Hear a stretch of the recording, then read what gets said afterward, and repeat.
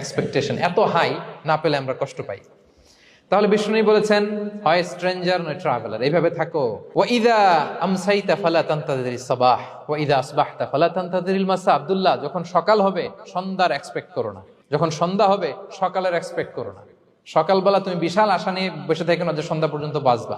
যদি বাঁচো, সন্ধ্যা পাও, ভালো, আলহামদুলিল্লাহ। না পাইলে রবের সাথে সাক্ষাতের জন্য রেডি, তাও আলহামদুলিল্লাহ। ঠিক কিনা বলেন? এটা হইতে হবে mindset. Expect less, never be greedy. প্রত্যাশা কম রাখেন, আপনি হ্যাপি হবেন। কিন্তু আমাদের মধ্যে অনেক এক্সপেকটেশন, যেটা আমাদেরকে কষ্ট দেয়, অসুখী বানায়। আরো লাগবে, আরো লাগবে। অনেকের মধ্যে, সবার না, অনেকের মধ্যে এই প্রবণতা আছে না নাই? বিশ্বনবী বলেন, লাউ আন্না লিবনি আদম ওয়াদিয়ান মিন যাহাব আহাব্বা ইয়াকুনা লাহু ওয়াদিয়ান।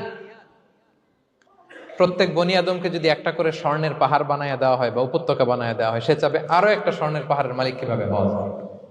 আচ্ছা বলেন তো, একটা স্বর্ণের পাহাড়, এটারে বেচা খাইতে খাইতে আমার 14 পুরুষও খাই শেষ করতে পারবে? তার একটা দিয়ে আমি কি করব? কিন্তু বিষ্ণু বলেন, অনেকের প্রবণতা আরেকটা চায়। ওয়ালা ইয়ামলা আফাহু ইল্লা তুরাব। কবরের মাটি ছাড়া তার এই আশা, ভরসা, প্রত্যাশা কেউ থামাতে পারবে না। তাহলে আমরা যেন গ্রিডি না হই, লোভী না হই, আমাদের এক্সপেকটেশন যেন কম থাকে।